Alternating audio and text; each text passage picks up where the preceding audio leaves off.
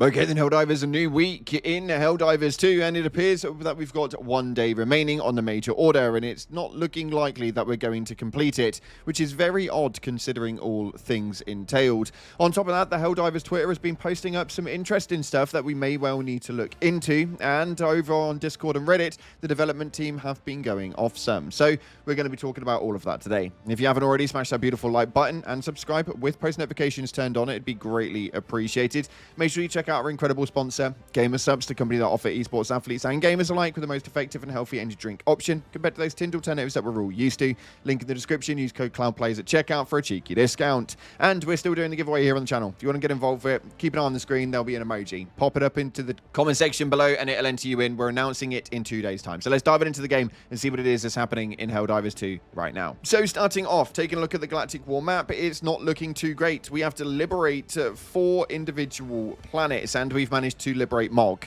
and well, pretty much 60% of the way through Bellatrix.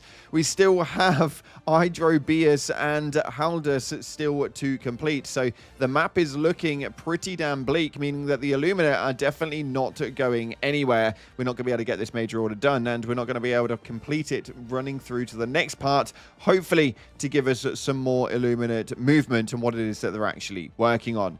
As per usual, the automatons and the terminates have their known sector divers, so there is still thousands of Helldivers over on the bugs and the bots that are enjoying their time over there. It seems to be a really, really rough narrative right now, considering there is, well, a decent split. We have 50% of people diving on the Illuminate right now. At this point in time, though, it does seem to be pretty quiet because, well, it's a Monday morning and there are 43,000 Helldivers online. But just in the last 24-hour peak alone, only on Steam, there was 97,000 players, which means there is easily over 110, 120,000 playing in any one 24-hour period, which kind of makes you wonder why it is that we're not able to liberate these planets correctly, right? Yeah, I know. It's really, really odd indeed. Well, they've actually posted up onto the Helldivers X page where they've been talking about Super Earth World Map. And this was an interesting one because it states right here, Helldivers, following the recent operation, you were instructed to review the attached strategic document in detail. It contains critical insights and data relevant to the mission's outcome and future directives. Your attention to this matter is essential. Now, we have the pre-invasion 2185 edition, then we have the post-invasion 2185 edition, which obviously has the areas where it's been devastated by the Illuminate invasion. And we can see that there are loads of different things, including restricted areas, the last Great War wasteland zones, and so much more, including little icons such as the pyramids of Super Earth, the Leaning Tower of Peace, the Great Wall of Democracy, and the Minor Barrier Reef. Now, there is quite a few things on here, but I feel like the Helldivers community are going to be breaking this down and maybe deciphering whatever the hell it is that they're trying to tell us throughout it. Now, I don't really have a clue what's going on with this, but the details do seem to be quite rampant.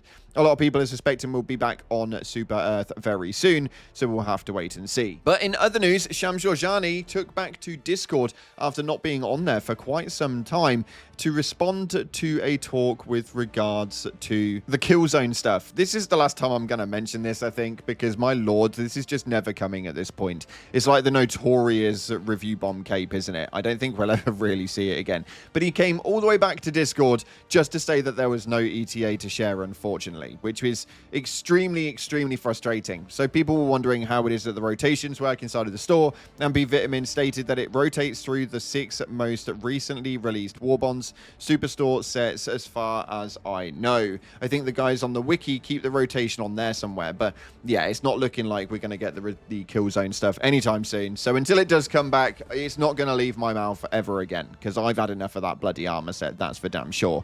Another thing people are wondering, though, is what it is that's going on with the performance inside of the game. Shams Georgiani addressed over on the 13th of April, so we're looking at around a month ago now, stating regarding performance, we are 100% aware performance ain't great now. We are tracking closely and have numerous things in motion. We'll be sharing details on what we'll do in the not too distant future. We appreciate the patience until we get back to our usual performance. And it's a little bit strange because around that same time period was the last time we saw anything with regards to performance updates.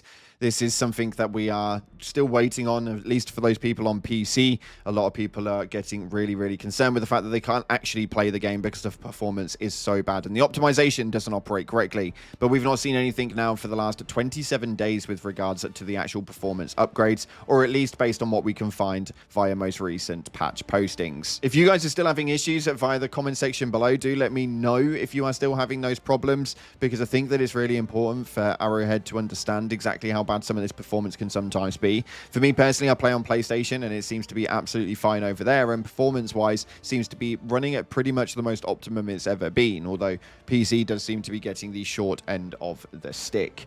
But we're going to be taking a look over on the Reddit, because it appears that you guys are wanting for some more stuff yet again. There are missions that are on the Illuminate mega cities, which did entail a giant turret to be coming out from underneath a park and shooting down an overship. Well, people want expansions on that one. This one states right here, can we get a mission to reprogram this orbital cannon and fire it at the automaton's carrier ships? I really like the new Squid mission where you get to take down the overship with a giant cannon. We practically have the same thing with bots. Imagine if we can reprogram the orbital cannon and take down giant automaton carriers. Now, I do think this is something that should eventually come into play. They've already got the schematics for it. It's just making it work so that it works inside of the other factions. But these sorts of missions should not be segregated to just not only the Illuminate, but the Illuminate on mega cities. They really should bring those out a bit more, mainly because, well, after the TCS, we know full well that they don't want to use anything that they can't use again in other factions and other areas of the map. So this should be something that we see again in the future. At least that's what I'm hoping for.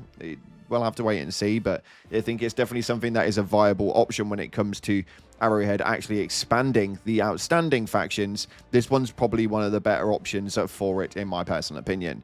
And this one states right here, why would they do this? With 6,000 upvotes, a personal device states your animal companion request for one hamster has been denied at this time.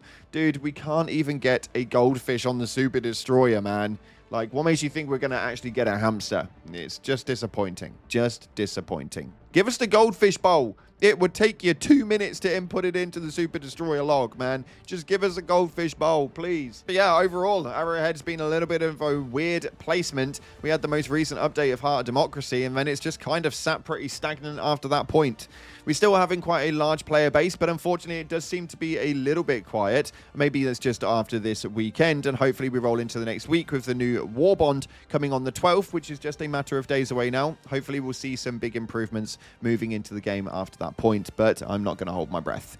After that, though, we're going to take a quick look at your top comments from the previous video. Yesterday was Reddit Sunday, and over 30,000 of you guys watched it, and it was absolutely incredible. I absolutely love doing the Reddit Sundays when it comes to your posts on the Cloud Players Reddit. You guys have been hammering it. So, your top comments on this video were, CF voteless, first the voters, now the Thief. What's next? The Helldivers? Now, I actually think it was a really good idea. The Thief voteless, also known as the serviceless, would have been absolutely incredible after the invasion on Super Earth. It would have made so much more sense. But yeah, if you haven't seen that, make sure you go and check out the previous video from yesterday.